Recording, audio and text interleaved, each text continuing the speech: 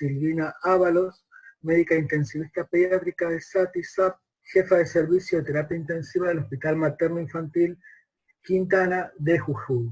¿Están por ahí, Patricia, Silvina? Sí. Hola, sí, buen día. Buenos Muy días. bien. Bueno, muchísimas gracias y gracias por la invitación. Con Silvina vamos a hablar del trabajo en equipo y sobre todo ahora en contexto de pandemia. Vamos con la dimensión conceptual. Cuando todos nos hacemos esta pregunta, ¿qué es un equipo? En realidad ya tenemos varias respuestas o un modelo mental para poder responder esta pregunta. Y en general, lo primero que pensamos que es un grupo de personas que trabajan en una determinada área, pero cuando uno quiere desglosar bien qué es un equipo, hay diferencias entre lo que es un grupo de personas y un equipo. Yo me gustaría hacerles una analogía en algo que a los argentinos nos gusta mucho, que es el fútbol. ¿Qué diferencias ustedes verían o qué diferencias hay, por ejemplo, entre un conjunto de amigos que se reúnen todos los domingos a jugar al fútbol y un equipo de fútbol de un club, ya sea de primera o segunda división?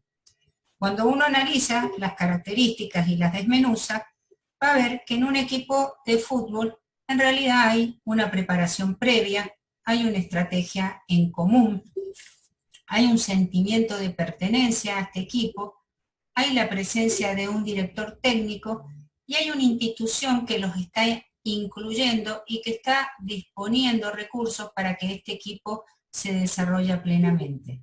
Y una de las cosas más importantes es la responsabilidad de un trabajo profesional. En el caso de un grupo, las personas se reúnen, comparten ciertas características y el objetivo de los miembros puede llegar a ser particular. En el caso de un equipo, son personas que están organizadas para trabajar en conjunto y los objetivos van a ser comunes para todos sus miembros.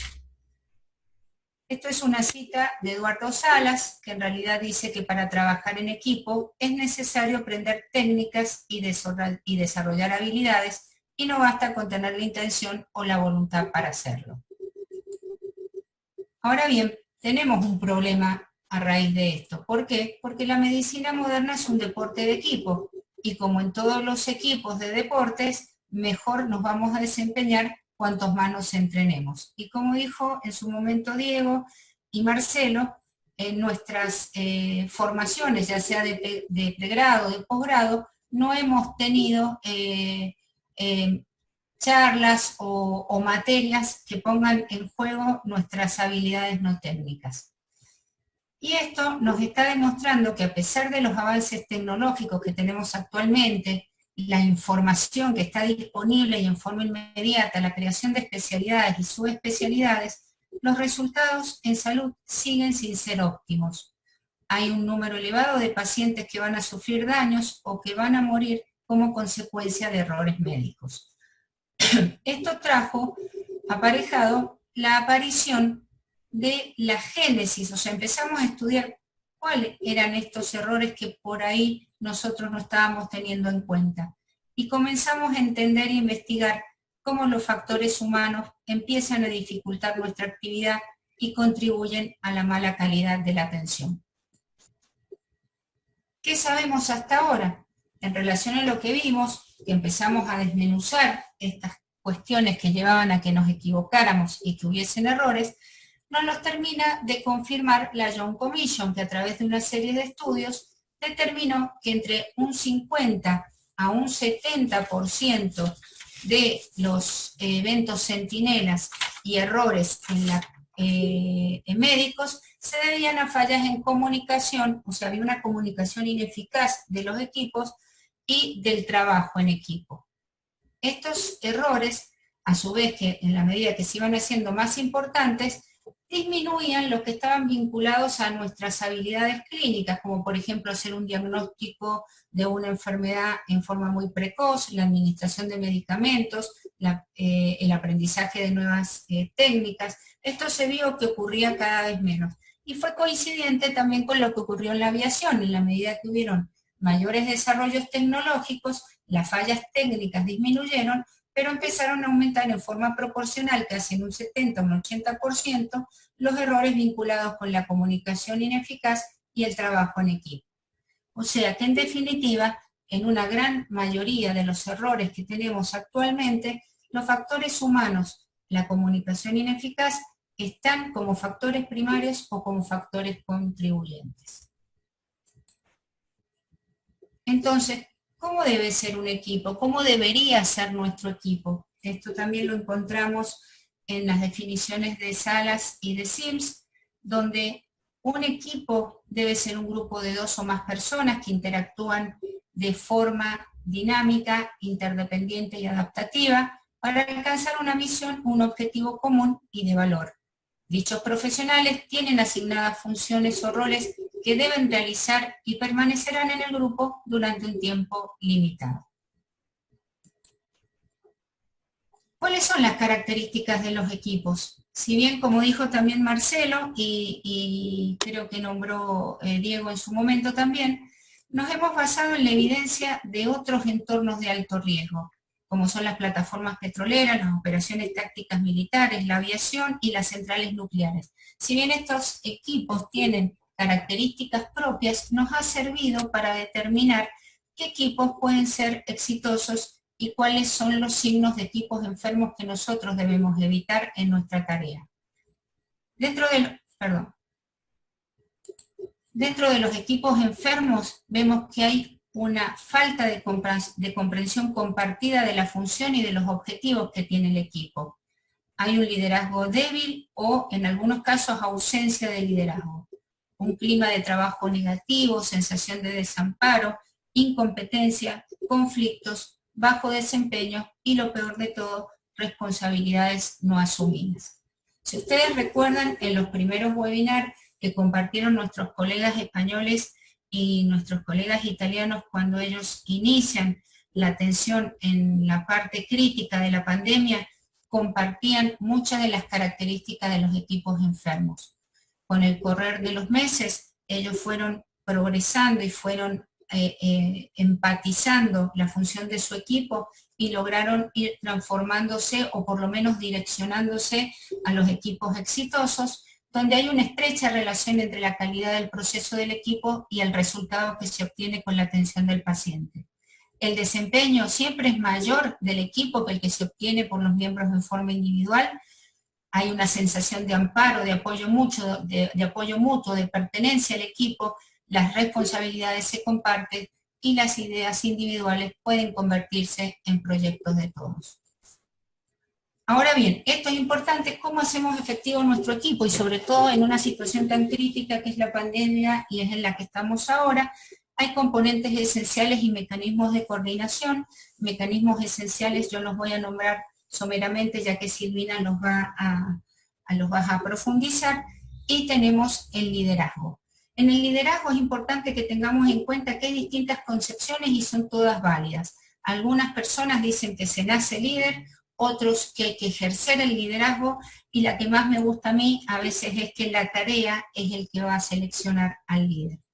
El líder no solo va a coordinar y va a planificar la tarea, sino también es el responsable de la construcción y desarrollo del equipo y es el que nos va a motivar y va a generar los límites.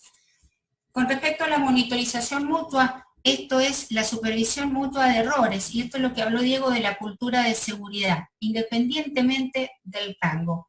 Hablamos de un clima de trabajo donde nos cuidamos entre todos, donde hay una comunicación abierta, y lo que tiene que preponderar es lo que está bien sobre quién tiene la razón. Apoyo mutuo no se limita a la detección de errores, sino comprender la tarea que hacen nuestros compañeros, ofrecer sugerencias y ayuda oportuna. Por ejemplo, una situación de paro, a todos nos habrá ocurrido en la terapia intensiva, donde damos muchas órdenes al personal de enfermería y a veces no le damos el tiempo necesario para que ellos respondan a cada una de las órdenes que estamos ejerciendo. Esto es lo que se llama apoyo mutuo, entender la tarea, esperar los tiempos necesarios para que estas tareas se desarrollen y brindar apoyo y sugerencias. Adaptabilidad es algo que estamos haciendo actualmente, adaptándonos a cambios del entorno, habla de la plasticidad que tenemos para adaptarnos a una situación rápidamente cambiante. lo hemos tenido que hacer en la pandemia en las distintas fases que hemos ido ingresando. Creo que es algo que los médicos tenemos, en esto sí creo que tenemos un entrenamiento continuo en adaptarnos a situaciones adversas o a cambios de escenario. Orientación hacia el equipo, esto hace fundamentalmente es la voluntad de tener en cuenta las ideas y las perspectivas que tienen todos los miembros del equipo. Es el convencimiento de que los objetivos del equipo deben estar alineados con lo que es mejor para el paciente. Los objetivos son los del equipo, no los de los miembros. Con respecto a los mecanismos de coordinación, los modelos mentales compartidos, Diego habló bastante de esto, como dijo Peter Sage, un modelo mental es el anteojo a través del cual nosotros vemos el mundo y cómo lo interpretamos. El modelo mental compartido es lograr que todos estemos en la misma sintonía. Se refiere al conocimiento y a las creencias de los miembros del equipo sobre las tareas, las funciones y los recursos disponibles que tenemos para llevar a cabo nuestra tarea. Esto nos va a permitir desempeñar nuestros roles de manera oportuna y coordinada con una negociación mínima de qué es lo que tenemos que hacer y cuándo lo tenemos que hacer. Confianza mutua, hablamos, esto lo habló Diego, no lo voy a desarrollar, que habla sobre la seguridad de los entornos de trabajo, y comunicación es comunicación efectiva en circuito cerrado o bidireccional.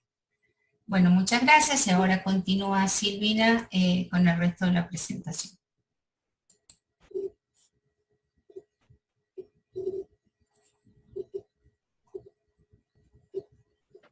Hola, buen día. Quiero agradecer al equipo SATI por la participación en el programa de capacitación continua y continuando con la presentación de la doctora Patricia, se debe destacar que el trabajo en equipo es el trabajo de 2 o más personas que interactúan en forma interdependiente, en forma dinámica y en forma adaptativa para lograr un trabajo o un objetivo en común. Ahora, ¿cómo hacemos para que el trabajo en equipo sea efectivo? Se deben tener en cuenta los siguientes componentes o factores esenciales: el liderazgo, la comunicación, el soporte mutuo y la alerta situacional. La siguiente. El liderazgo. El liderazgo es uno de los factores esenciales más importantes en el trabajo en equipo. El liderazgo es la habilidad para dirigir y coordinar las actividades de los integrantes del equipo. Se debe lograr una atmósfera positiva donde se puedan desarrollar el conocimiento, las capacidades y habilidades del equipo. El líder tiene como característica fundamental que debe ser proactivo. Y algo para destacar: no se nace líder, se hace líder, se aprende a ser líder. La siguiente. La siguiente, Patricia. En el contexto de la pandemia, el líder debe prepararse para lo peor y esperar lo mejor. Es decir, debe desarrollar un plan de trabajo para que su servicio pueda atender pacientes en el contexto de pandemia.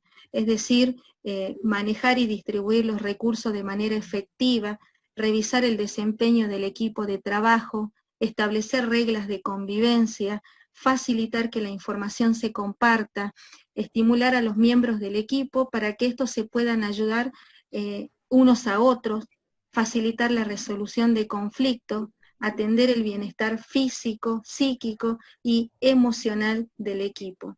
El líder debe estar presente, debe estar disponible la mayor parte del tiempo, debe ser visible. La siguiente, Patricia. La monitorización mutua es otro de los componentes esenciales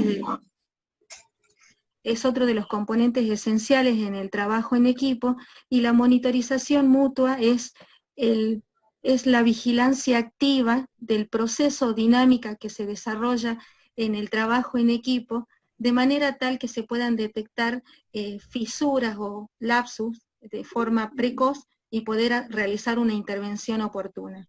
Un ejemplo de esto sería el doble chequeo ante la administración de una medicación de riesgo, o en las maniobras de RCP, cambiar el operador cuando las compresiones torácicas no son efectivas, o como se puede observar en esta imagen, que dicho sea de paso es de mi servicio, el monitoreo o el checklist del uso adecuado del equipo de protección personal.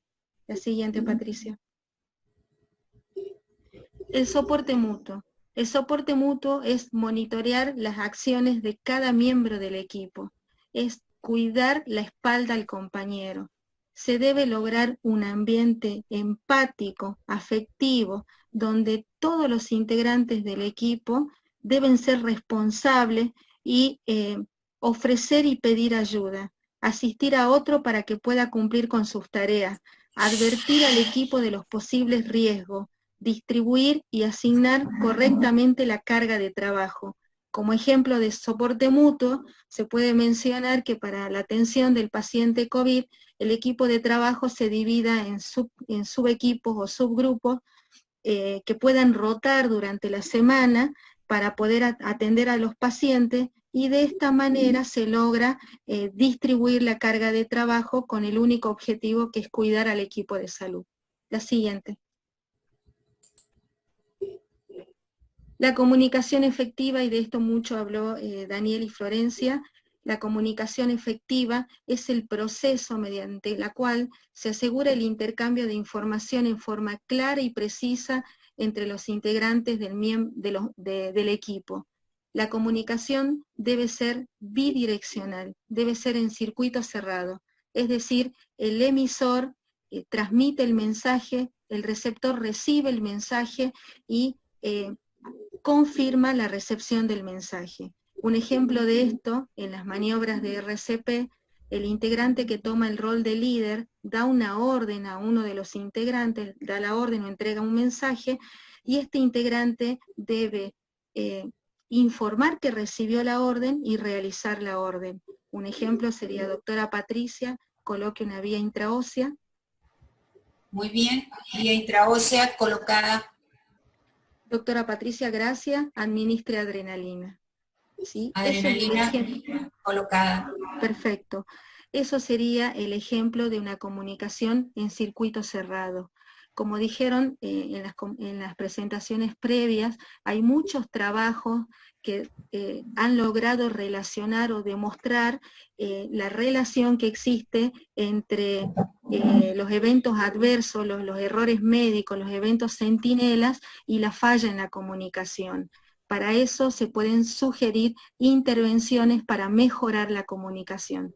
La siguiente imagen, Patricia. Silvina. Y estoy terminando. Gracias, estoy terminando.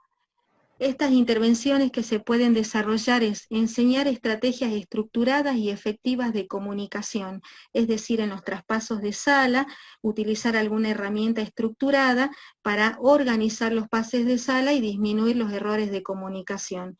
Otra de las intervenciones que se pueden realizar es apoyar el trabajo en equipos con protocolos, procedimientos y listas de comprobación.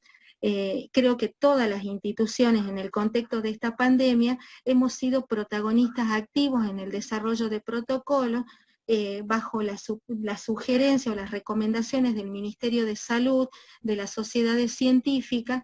Hemos desarrollado protocolo y adaptado a nuestra realidad local para unificar criterios y para disminuir la variabilidad en la atención de los pacientes.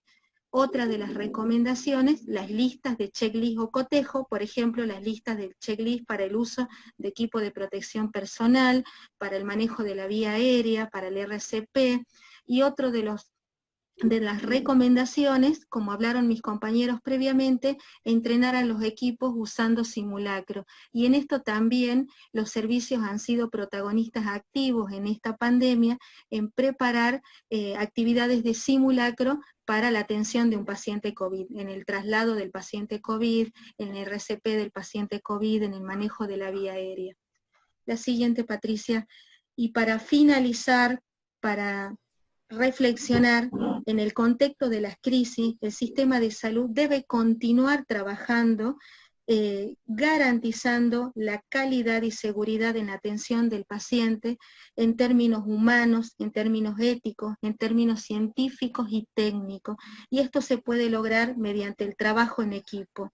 No existen equipos ideales, pero sí se puede lograr un trabajo en equipo efectivo, donde todos los integrantes del equipo sumen, sean parte de la solución, donde los líderes sean proactivos, y se debe destacar que no se nace líder, se aprende, se hace líder, y donde la comunicación es uno de los factores más importantes para el trabajo en equipo. Muchas gracias.